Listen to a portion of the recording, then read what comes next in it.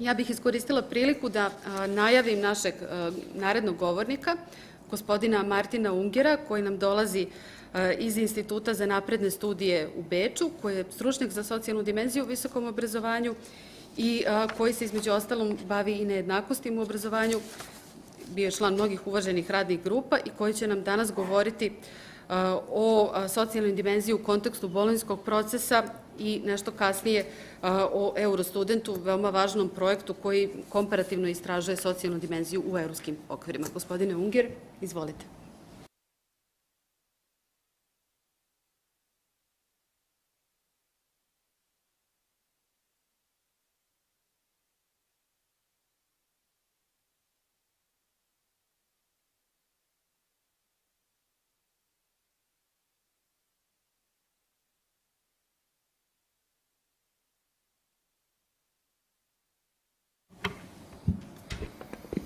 Yeah, thank you very much. Thank you very much for hosting me, inviting me here. It's really a pleasure, especially because you gave me so much time in the agenda that I hope it will not be too much for you seeing me so often. My first presentation will be about the policy issues, about the political issues on the European agenda, Bologna process, EU agenda, and so on. And I started preparing it, and then I started with the history of the Bologna process and the social dimension in there. And when I've done all these presentations, I thought, well, that is very a boring beginning with all these steps in history. So I tried to include a different beginning first. Say 2-3 words about rankings, benchmarkings. I just understood that it was already announced, you're a student, the comparative thing. That's actually what I'm doing mostly. I'm doing research on higher education systems, and mostly we compare. We compare groups of students, female, male, young, old, university, non-university, and things like that. And then we do it across Europe, in Eurostudent and in several other projects.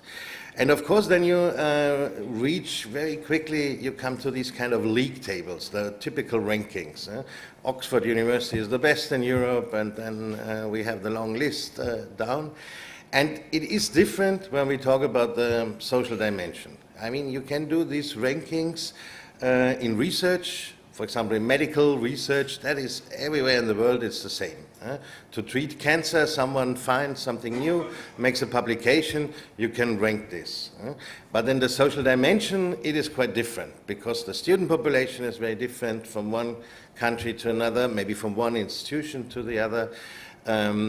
The higher education systems are completely different, and we try for 20 years now in Bologna and so on with the ISCED levels and everything to make it more comparable, but it still is not. Not 100% really always the same, only because of the name bachelor or master is the same title. And of course, very important for the social dimension is the school system as well, because the school system preparing the kids for entering higher education, and school systems, I think no one ever really tries to make a Bologna process for schools and make them comparable, and because they are really very, very different. But in some areas it makes sense, and rankings and benchmarkings become more and more popular in higher education, but mostly they are really based on research. And 2 weeks ago there was a new ranking published, and I was quite surprised, because in this ranking they do not rank individual universities, but university systems, and Serbia ended up on globally on 3rd position. And I hope that you are all aware of this. That is a ranking, and it's not a weak one. There are good people involved in this, and there's a good indicators behind all that. They rank the higher education systems, and then they adjust these rankings according to the economic development level of the country. And the authors several times say that Serbia really is a surprise for them, because it outperforms where you would expect Serbia to rank according to the economic power. So in this sense, you have one of the most efficient systems in the world with smaller money making a great output. And it's, I don't know if you can really read the numbers, it's just a tiny little bit behind the UK, so next year probably you will already be second in this ranking. But have a look, United States is 15, Japan is 35, so there's really a huge step ahead. So sometimes rankings make sense, but less so in the social dimension. And now the real beginning with the more boring part. The history of the social dimension in all these policy issues. Actually, the first mentioning of the social dimension did happen even before the Bologna process in a recommendation of the Council of Europe. So that's not EU, that is not Bologna, but it's all over Europe, the Council of Europe, and they first mentioned that the participation in higher education should be open to all sections of the society. That was back in 1998. Then in Bologna in 2001, in the Prague communique, the social dimension was first mentioned at all, but only just to take account of. Then Berlin, 2 years later, 2003, ministers just repeated it is an important issue, and they added we have a need, a great need all over Europe for better data. And 2003, what happened is Serbia joined the Bologna process. That was the other very important landmark. Then, first larger step was actually the Bergen communique in 2005. It's already 13 years ago. Again, ministers just reassessed their commitment, social dimension is important, but now they just do not talk anymore, we need more data, but really they entitled the Bologna follow-up group, so those who carry on the work between the ministerial summits to present comparable data in 2-3 years later. And they set up a working group for doing this, and actually there was also that they should come up with a proper definition. What do we mean by the social dimension, and so on. And it should be part of the Bologna stock-taking, which now is the Bologna implementation report, and continuously feedback to the countries about the situation.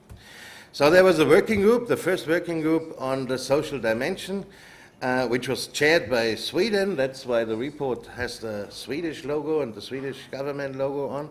And I was proud that I was part of this working group, and we tried to find a definition and came up with the idea that all the countries actually, it's very complicated to make a definition like naming different groups of students, because also this will be different from one country to another. You have to look on this and this and this. So that's why there's a very broad definition. I show you in the next slide. But then the idea was that every country for itself should define which are the underrepresented groups in our system. And once you have defined them, then you should come up with a common strategy, an action plan on how to tackle this issue, how to tackle the underrepresentation, and very important, not only looking on access to higher education, but also on completion. Because in many countries they already opened the doors, widening access, but then they never followed up the students, and actually those who previously did not enter, now they very quickly drop out. And nothing has changed. Only the statistics that in the beginning they have more diverse student population. You can have the slides after the presentation. They're already available. That's why I put the links there. Even if it's an old report, it is still quite a good report, because there's a lot of toolboxes and how countries could and should go on, and several measures and examples and so on. Then, out of this report that was adopted then by ministers in London in 2007, and they had in the London communique that the student body entering, participating and completing higher education at all levels should reflect the diversity of our population. And that more or less becomes that's the standard definition of the social dimension in the Bologna. We avoided naming certain groups because they would not fit. And now all the time different documents just refer on this very simple sentence. But all the countries at that time were already encouraged to come up with a definition of the underrepresented group, show data on underrepresented group, and come up with a strategic plan how to tackle this. And not much did happen, especially not immediately. 2 years later, in Leuven, again, the ministers combined themselves that each country will set measurable targets. So it's always connected with the data for widening participation and all the things I already mentioned. And for the first time in Bologna, they recognized that we have to take all parts of the educational system into account. So again, that means the school system is really important. But it's a tricky issue because in many countries, there's a Ministry for Education and then there's a Ministry for Higher Education, and that's why the Minister for Higher Education cannot sign international communiques binding something which is in the competence of the Ministry of Education. So that's quite a diplomatic way of saying that the colleague has to do something as well. Then they met again already the next year because this was celebrating 10-year Bologna Declaration. There was a joint summit in Budapest and Vienna, but there was just copy-paste old reaffirmations. Bucharest 2 years later again. And then one has to say that the driving force behind all the social dimension on the European level actually is the student unions. It's the European Student Unions Association, and they always push. If they would not be there, ministers probably would have forgotten to mention the social dimension in many of those documents. And then the students realized that, yeah, we have it now in the communiques for a long period, but there's no progress, nothing is happening. So they wanted to have again another working group on the social dimension, and the student union was co-chairing this. And then in the Yerevan communique 2015, again, there's the typical reasserting the commitment from all the countries, but then there's also a side document. It is a European Higher Education Area Social Dimension Strategy, so one for all countries, and that's named Widening Participation for Equity and Growth. And here again, we agree that all the member countries will develop a coherent set of policy measures, identify underrepresented groups, outline specific measurable actions to improve access, participation and completions. And you should do this most effectively by setting up a national excellence plan or a national strategy.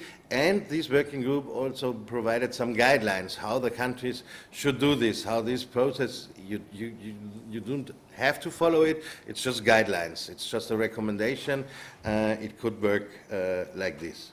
So that was the situation 3 years ago, and now the countries finally should come up with these strategic plans. There has never been really a survey and who did it and who did not. Some countries already, Ireland for example, has it since a long time. At least they have an access plan on access, not on completion, but on access. The UK has something, some Scandinavian countries have something, they name it different, but something is there. But to my knowledge, actually only Austria really set up a process during the last 3 years following exactly this strategy and recommendations. And that's why at the end I will say a few words about this Austrian strategy, and you have a short version of it in the papers in your maps as well. So, and last week ministers met again in Paris, 2018, and as far as I followed it, again the sentence about the social dimension in the communique was the one who was the longest debated on, should it be in, how, and whatever. And it's very similar to the previous ones.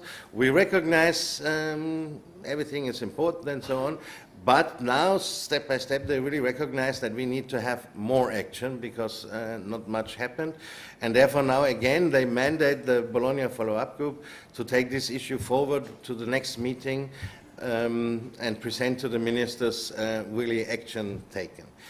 This is quite demanding because the next meeting will already be in 2 years in Rome, because then it's 20 years of the Bologna Declaration. And if the BFUG really comes up with some actions taken within 2 years, that's quite ambitious, actually. So, on the other side, the European Union, they had a famous document, a council conclusion on the social dimension of higher education back in 2013, so that's 5 years old. But most of all, they invite all the member states to really follow the recommendations of the Bologna process. So they subline themselves below the Bologna issues, and all the EU member states at least should adopt national objectives, national targets, national measures, national actions, and so on. And then they have, it's a long list, I couldn't quote everything here on this slide, but they encourage the cooperation between different education providers, outreach activities, so universities is going to schools, for example, to for information, counseling, make it more attractive for certain groups. On the other hand, lifelong learning opportunities, permeability in the education system, so switching from one program or one type to the next should be encouraged. Everything should be more flexible, transparent, flexible learning. Funding of institutions, and there's a D missing actually, sorry for that, is a topic in this, but not in the sense that they should increase all the money, but they should reflect in their funding systems of institutions and the student support. They should integrate the social dimension in the way they fund the institutions or the students. And then again, engage in the systematic collection of relevant comparable data and many more of those issues. And then the EU has a modernization agenda for education, and that comes all from this international benchmarking process.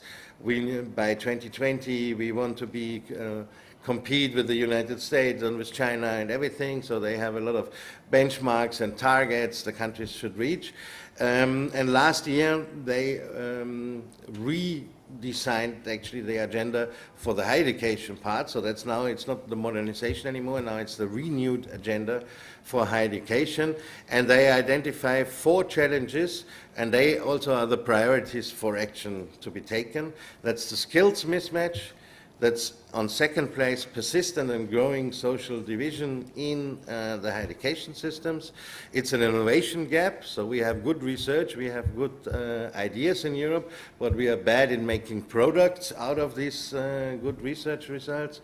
And the lack of effectiveness and efficiency in the whole systems. And as we know since 2 weeks, but Serbia, because it's very efficient system. But it's the social division already mentioned on the second place. And then they have, again, a lot of measures the countries should put in place. For example, to support the integrated institutional strategies for inclusion, gender equality, and study success. So again, develop strategies, but now on institutional level even, not only on country level. Or another recommendation, develop and testing of flexible and modular course designs. So there are a lot of these kind of recommendations. After all this, starting in 1998, one of the questions could be, why should we focus on the social dimension at all? I mean, it's mentioned in so many papers, and then not much is happening, so why do we do it at all? Here, this London communique, so after this first working group was in place, they started in the text actually with higher education should play a strong role in fostering social cohesion of the whole society, actually, reducing inequalities and raising the level of knowledge, skills, competences in society. So it's not about looking in the sector himself, but it's the impact of the higher education sector on the whole society. And we have high aspirations, especially in social cohesion issues, and that's why we have to focus on social dimension in the higher education systems. Policy should therefore aim to maximize the potential of individuals in terms of their personal development and their contribution to a sustainable and democratic knowledge-based society.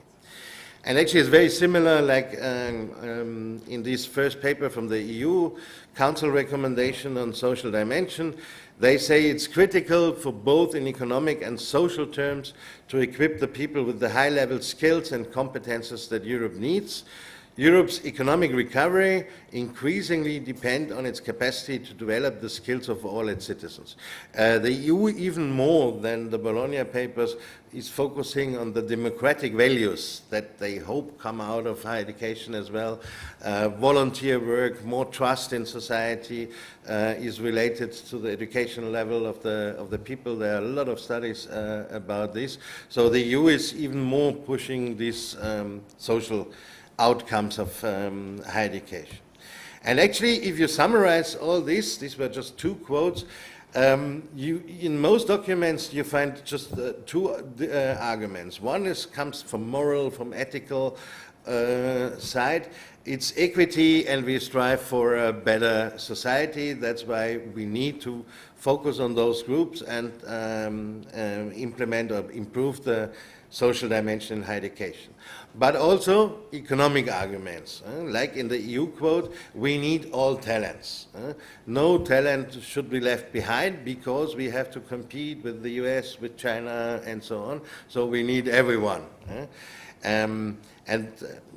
Now in the more recent papers, it's about skills mismatch, it's about skills shortage, because you may be aware that in great parts of Eastern Europe, for example, we have a huge decline in the birth cohorts since 1990, so the 25 years. So they are all afraid that we're getting a shortage of labor force, but it's the same in the Western countries. There was not 1990 a big break, but it's a steady decline of the birth cohorts. And in Germany also, that is really a hot topic, that within a few years only, we have a lack of 10% of the labor force, and 10% open positions we will not be able to fill, and so on. And within the EU, even during the economic crisis, where unemployment was rising in many countries, especially in Southern Europe, the bigger issue in the floors in Brussels, at least to my observation, was, yeah, we have a problem with unemployment now, but in 10 years we're going to have a problem with shortage of labor, and we have to do something about that. That's even the bigger problem. So in all the papers, sometimes it's the equity argument is the first one, but mostly actually they push the economic arguments more to the forefront, why we should take care of the social dimension. So where do we stand? That is always presented with the Bologna implementation report. And the last one was presented last week in Paris, and there was also a short presentation at the conference about the situation of the European higher education area. And that is exactly one slide that has been shown in Paris last week. That shows you, it's a little bit complicated, the proportion of first cycle new entrants, so usually bachelor entrants, with highly educated parents, so parents that also have had higher education, in contrast to the percentage of those people with high education background in the society. And the society you will have on the x-axis, and the student entrance on the y-axis. And unlike in the report, I added the green line. That was my invention. That would be all the countries. If they would be on the green line, then it would be an equal fit of how is the education level in the society and how is it among first cycle beginners. But you can see that all the countries are above that. So it's always when your parents have higher education, you are more likely to enter higher education as well. And actually the two lines, the red line, the trend line of the countries is not even parallel to the green one. So that means as higher the share in society of highly educated people, as the gap is even more widening. And the higher education system is even more moving away. And that was one of the biggest mistakes, actually, especially in the West and the US and in Western Europe, we made since the 60s, 70s, opening up the systems, open the doors, huge increase of student numbers, and then everybody thought, okay, if we get far more students into, then all these social issues will be solved, because we double, we triple the student population, and this did not come through, neither in the US, nor in Nordic countries, nor in Western Europe, just because it was just more people of the same social groups, and mostly they were the females, because it was mostly the males going to higher education, and doubling the student numbers mostly in these Western countries was getting the females, but the females from the same social backgrounds. So we doubled the numbers, but the social situation did not change in this. And that is one of the reasons why since the 70s to the end of the 90s, there was not much progress in these issues, because everybody thought, okay, the problem will solve itself if we get more and more students into the system. And this shows you that it's exactly the opposite. As more, then the gap is even more widening. But it also shows that actually all countries have an issue here. And it's not some to blame 3, 4, 5 countries and you have to approve. It's really for all the countries a big issue. Another one, and I'm just picking out some snapshots here from this implementation report, is gender. Gender, mostly everybody said, again, this issue is solved, that's not a problem. In most of the systems, majority of the students are females, and also in master, and not so clear yet, but more and more also in the PhD programs, majority are females. So everybody's laying back and saying, okay, issues is solved. But actually, and this is now the average among all the Bologna countries, there's still a huge segregation by field of study. So education is dominated by female students. 80% of the students on average across Europe are females. And in the bottom we have ICT, computer technology, informatics. And here we have only about 20% of the student population are females. I know in Serbia it's different. I show you the Serbian data later. So Serbia here is really, again, a very special case. But in general, we still have this huge gender segregation among all the countries. And therefore the issue is not solved. Because the different fields also provide different opportunities on the labor market, different income opportunities, and so on. Then another issue when it comes more to lifelong learning,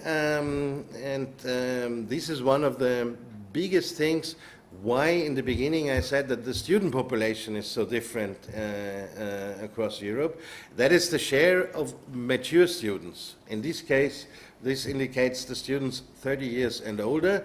And on the left side, you see a lot of the Scandinavian countries, Iceland, Sweden, Finland, Norway, Denmark, they are all there. Austria is also already quite high. And on the right side, you see many countries from Eastern, Southeastern Europe, but France, for example, is also in there.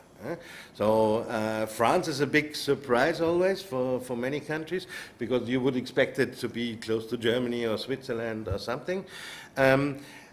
But they actually have a very, very young student population. And age is really critical for the social dimension, because when you're young, you live with your parents, you don't need money for accommodation. As older you get, you move out, maybe a student dormitory, but you don't stay with 35 in a student dormitory. So you move out, you have higher costs for accommodation. You probably, maybe you get married, maybe you have kids, so you have to support other people and need more money. Mostly they are already working, so they get all the troubles of how to combine working and studying at the same time, and so on. And then we ask about financial difficulties. It makes completely difference if someone is 18-year-old living with the parents, or someone is 32 years old, married and has 2 kids or so. Of course, it's completely different life situation, and therefore the age is really a critical issue. And with all the policy papers pushing for lifelong learning, actually all the countries should try to get more of these older students. And this will be shown in the next slides, but those countries who have an older student population are also those countries who look, I say look, more equitable in study access. And it's this kind of group, those who start studying later, who bring a different social balance into the system, because they come from different social backgrounds.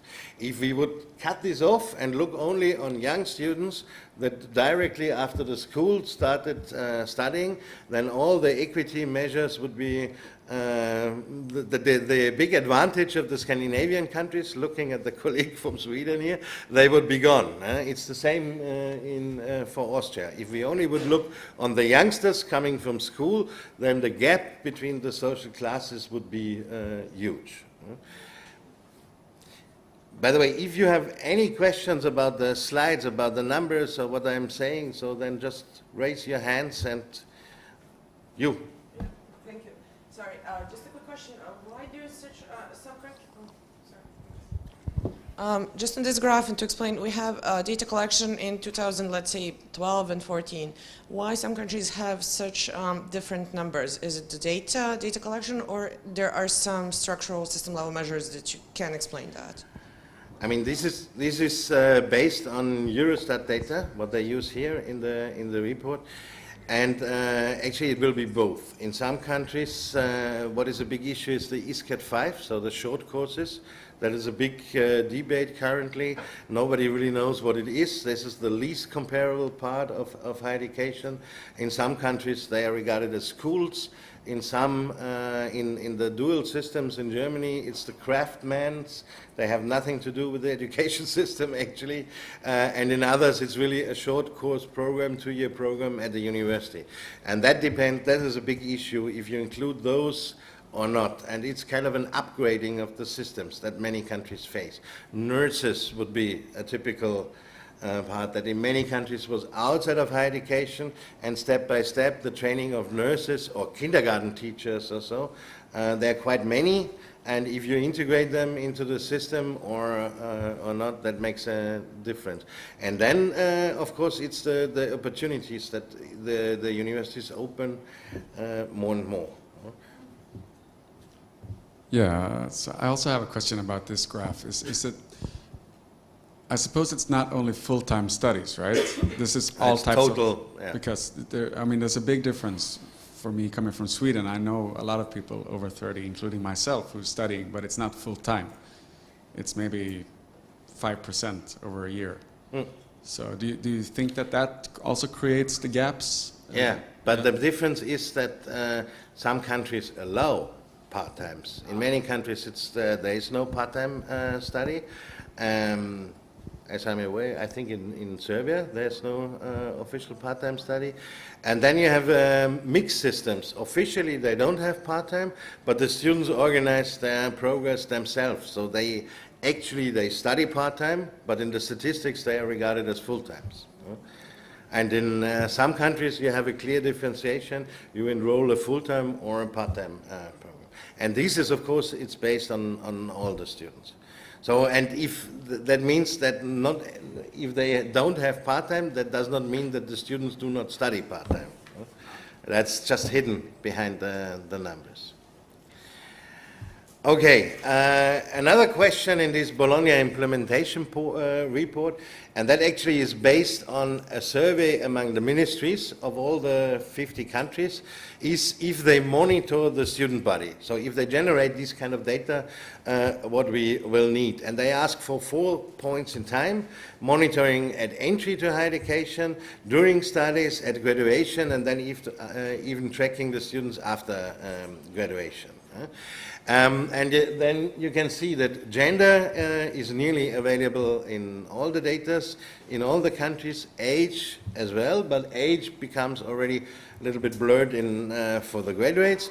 And then whatever comes below, disability, socioeconomic status, migration status, religion, is only one country monitoring actually. And several countries do not monitor any of those characteristics. So gender and age, yes, but all the others is a little bit, yeah, out of 50 countries, that's less than half of the countries that really are doing it. Big issue is widening access, and actually there are very different measures a country can take, a system can take, to open up the society for widening access. And there are now here 3 or 4 slides, and then you can see that different countries really choose different instruments in trying to widening access. So this is the first, and here in the orange, no, here it's orange, here it is the brown colored countries. They implemented a quota system mostly, and then some also are here that have lowered the admission requirements. But quotas, Southwest, and then Eastern Europe, a typical instrument.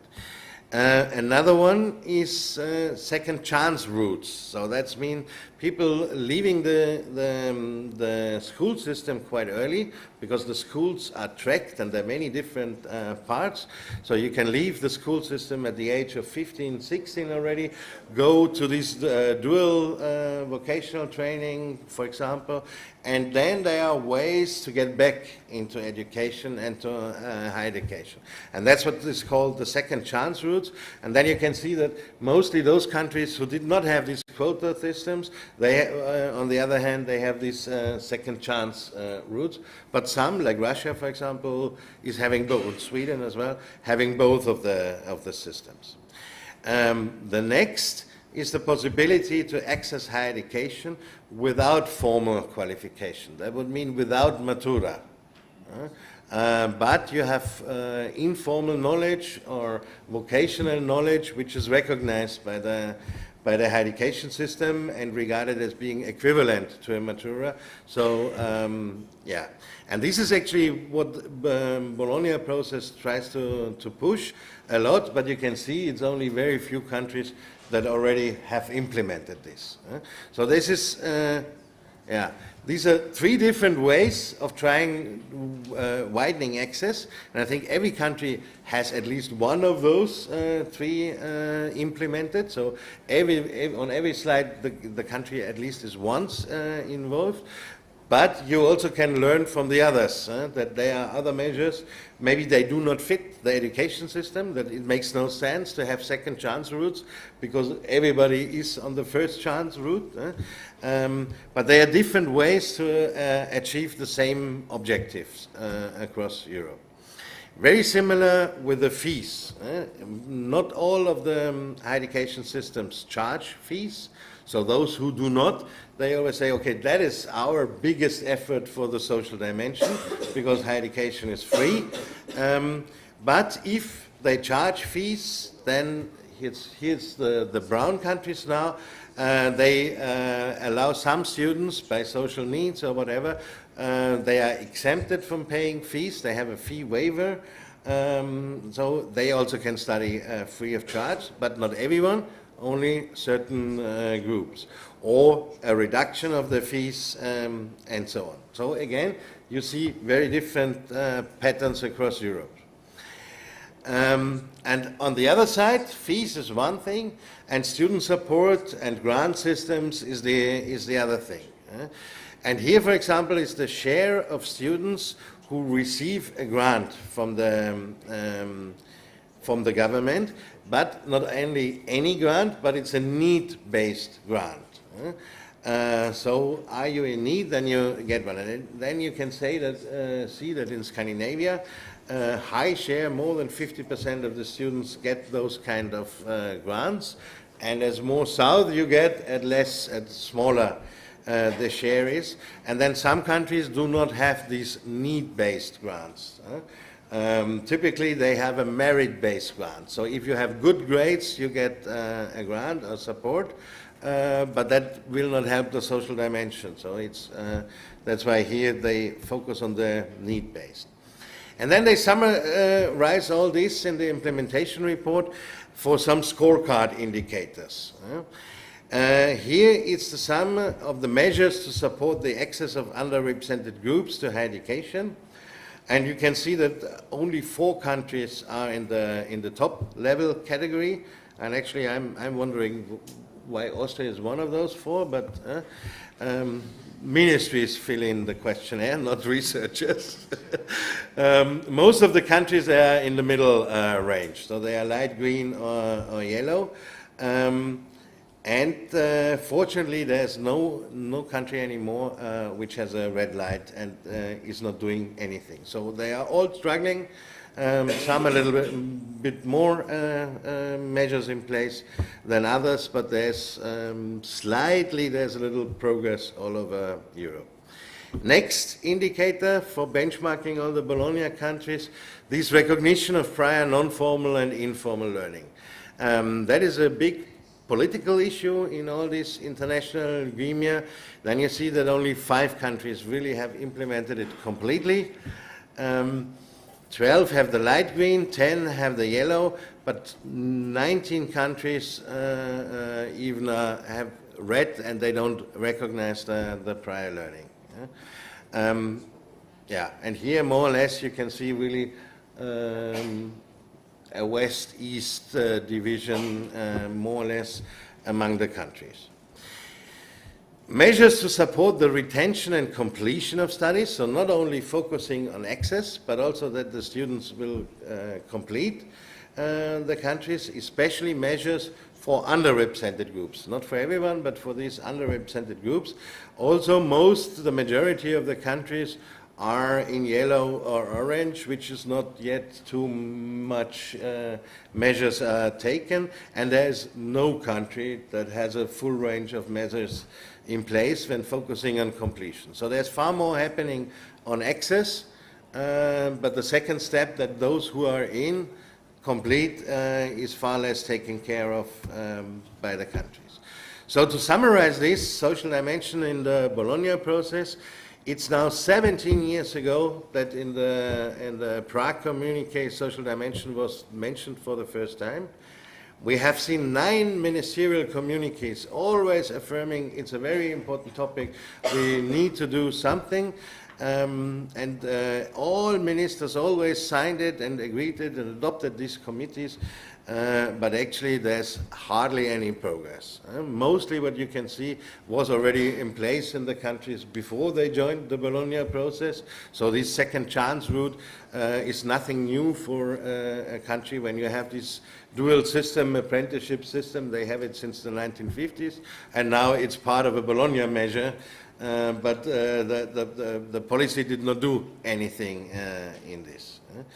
So the question is why? Why did nothing change? And I'm not really aware of complete studies analyzing this, so I can tell you only from my stomach, so to say. That's why I didn't write it on the slide, so you cannot quote me.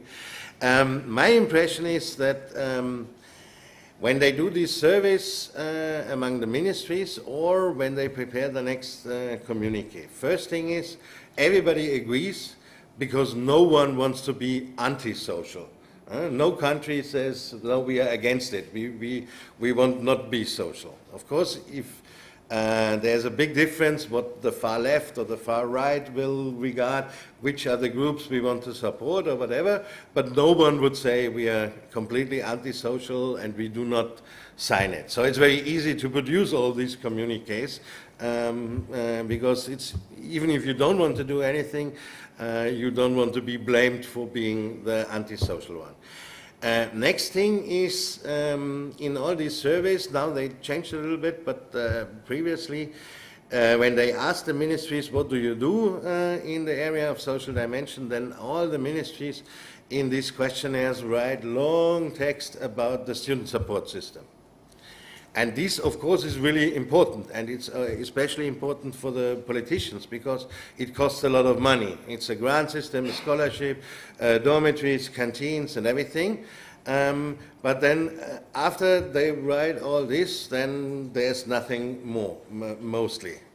So they only think on these very expensive measures. But there are so many other things you could do to improve the social dimension which do not cost much, or maybe they are even free. It's like awareness raising.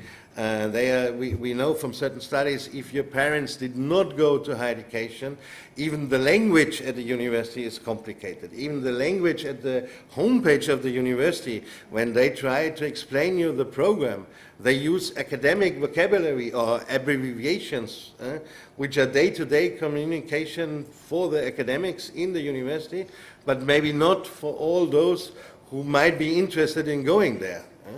And they don't understand it. Or then you have a link to the curriculum, and the curriculum is like a law with paragraphs and so on. And if you're 17-year-old in school and looking around in the internet what to study, you give up if you are confronted with a law text or so. And that would not cost anything if universities would change the language on their homepages, for example, and could have a huge impact as well. But of course, that's not the responsibility of the ministries. They, for them, really, it's the budget and all the social support, and that's why they think, first of all, on this, and they associate, that's my opinion, social dimension is something very expensive. So that's why better not think about, because this will cost a lot. But there are so many other things that are either free or cheap. But third point, in my opinion, also has to do with the funding. I think there will only be progress if the social dimension will be implemented in the university funding somehow. Because why should a rector, a faculty bother about it? All these rankings which are now, they are based on the research, but they are not based on how many Roma students you have or whatever. So if you want to progress your university, you invest in research and or international cooperation or things like that. So if we really want to see progress in the social dimension, we somehow have to connect funding of the universities with the social dimension. Otherwise, I think there will be hardly any progress. And one of the measures it's recommended since a long time is these national strategies. Show you here the summary of the European guidelines from this Yerevan communiqué that describes the process, how countries could do this. It starts with analyzing the current situation, that means the student population, but also the policy measures. We assume, when I was involved in writing this, that all countries have measures in place. So it's not that someone starts from zero, but we assume that someone here is doing a measure and someone there, and this process is also about aligning forces, combining forces. They might not even know in the country that someone here is doing something and here, but combined there would be a better effort.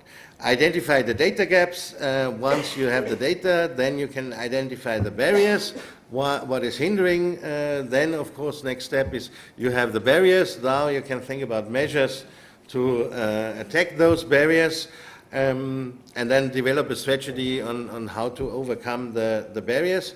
And then you need to implement a follow-up process, monitoring what is really happening with the strategy. And best is every 3-4 years you restart the whole process. They might change something.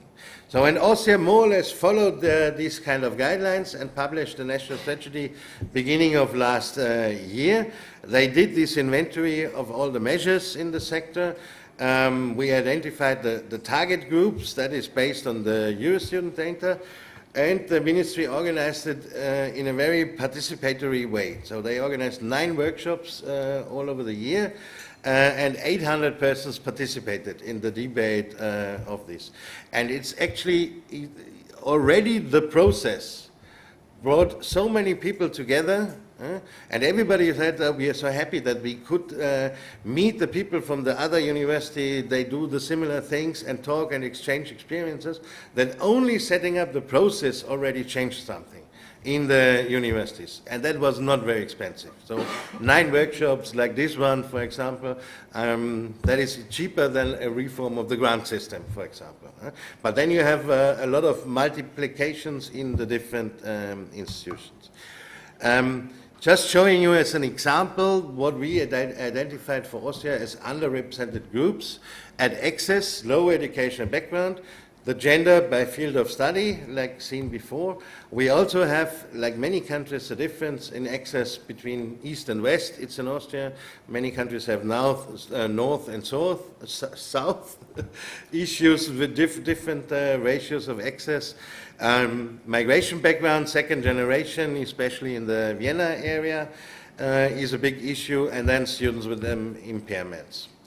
On the other hand, in addition to the underrepresented groups, we said there are also groups that might not be underrepresented, or we even cannot calculate this, but they have special needs and they need special support to be able to complete the studies. Students with children, students with impairments, again, non-German native speakers, they need more support in learning German. Students with a delayed transition, that is those students who do not enter higher education immediately after schooling. And in Eurostudent we take a gap of at least 2 years between school and entering higher education. Then we call them students with delayed transition. Working students, a big issue, not only in Austria, and then students with financial difficulties. And the strategy then ends with 3 target dimensions: more inclusive access, avoid dropout, improve academic success, so completion. And third is creating the political framework, the conditions in the law, in the funding system, and so on. So that's the issue for the ministry. Optimize the regulation of higher education policy, because we found so many laws and acts in the ministry that are counteracting. You want to have more support the more students who are working in certain areas, but you pay the universities if they have more mobile students.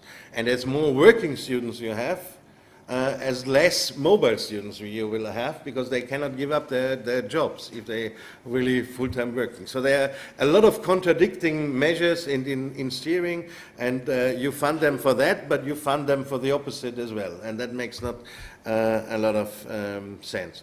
So following to these 3 dimensions, there are 3 action lines, and then a lot of measures associated for all these action lines. I think they are all in this English version. And then there comes a list of quantitative goals, what they want to reach by 2025 with this issue. That's only one example. And I have it only here because I was involved in that, and not many countries took the impact from the Yerevan summit that countries should establish it. But the main message really would be that just setting up the process helped already so much, regardless what is in the paper at the end, and the measures, but just bringing the people together and discussing these issues.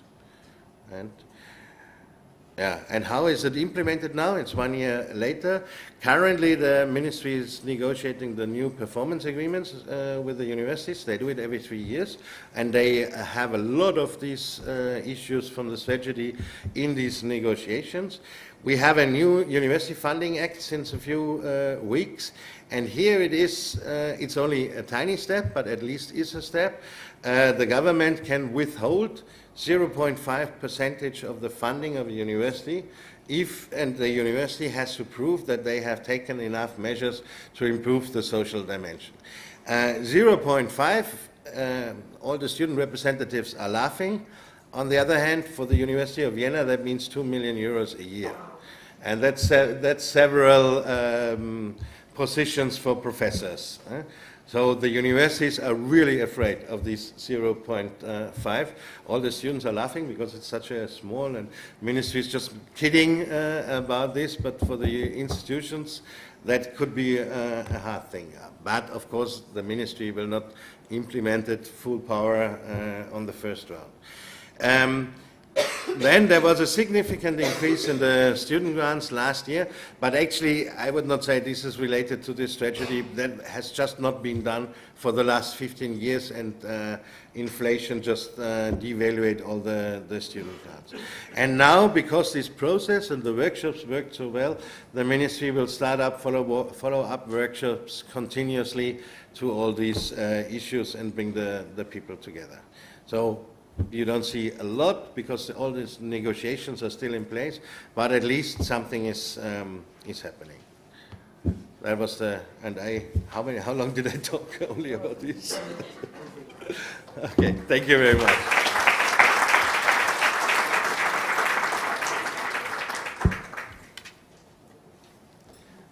Any questions about all this?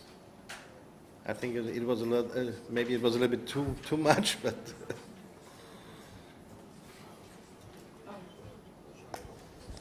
May I again? Sorry, so can you go back to the lovely graph where you invented the green line? So we were discussing internally the graph while you were presenting. Okay. Yeah, that one. So is there any way you can reflect on how countries group? Are there some significant correlations with something? Because it's very weird. You have position of Austria and Croatia, and then Turkey on that. I mean, is there any way you can reflect, even from as a gut feeling, it will be okay? You're hitting an open wound here. That is, I'm quoting this because it's in the implementation report, and it's based on Eurostat data. I show you in the next presentation similar thing based on Eurostudent data, and there I can, because I know the data much better, group the Okay, countries. I'll ask there, yeah. But the problem is the results are slightly different than to this chart. So it's also a matter of statistics, what kind of numbers you refer to, and then a country is more or less equal. But is Switzerland in here? No, I don't see them. Switzerland always looks very equal in the higher education system, but only very, very Swiss students really enter the higher education system. That is what is always forgotten when they talk about Switzerland. They have one of the best universities, but they only allow less than 10% of an age cohort to go to university. And then it's quite easy to invest so much money in one bright university if the doors are really closed. And the doors actually are open, but it's the school system that only gives less than 10% of the students a matura that allows them to enter there. And that's why everybody, the ETH probably is the best technical university in Europe, at least, in Zurich, but they only have. And then the system as such looks very equal, but everybody forgets how small it is. Scandinavian countries usually perform quite well, but not all, and not always in all the indicators. Sometimes they're really, really bad as well. So, please. It's already there. Thank you for the presentation. I have a very general question. What kind of motivation or incentive may developing country like Serbia have to, I don't know, to adopt any kind of measures with social dimension? They are expensive. I mean, apart morality or some kind of enlightenment, and affirmative measures are often very unpopular among the rest of the society. I'm checking this with my students each year. I'm teaching human rights, and they never find it very attractive to adopt any kind of affirmative measures. But maybe it's already the wording about affirmative action or affirmative measures, because there are a lot of measures you could implement that actually help everybody. But even if you design it and you target it for a certain group, like making the buildings more accessible for wheelchairs or so. But that helps a lot of other students as well. If you have a baby and you have the baby car, but also others that are not in wheelchair and so on. So there are a lot of these kind of measures, also in the way you teach, you learn the didactics and so on. You design it in your mind for this and that group, but actually it helps a lot of others as well, and it will improve all of the student population. If you say a part of these moral issues, then you end up with the economical arguments and the skills mismatch and no talent left behind. We will need everyone and so on. But to be honest, no talent left behind. You also are probably faced with brain drain. So why to train everybody and then even more, and then they leave the country, but maybe they come back, and even if they only come back in 20 years or in 30 years, or the next generation comes back.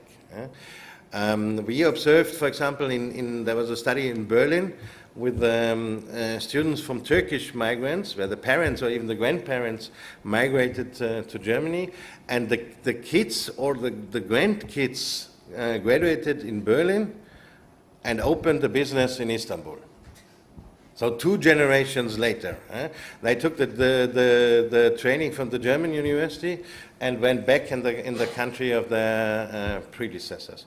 That might have stopped recently during the last years, but there was a trend observable. So this brain drain thing can be an issue of generations, actually. So you never know if the investment does not pay off. Thank you very much, Mr. Unger, for a very thorough presentation and a clear picture about the position of the social dimension in Bologna process. And now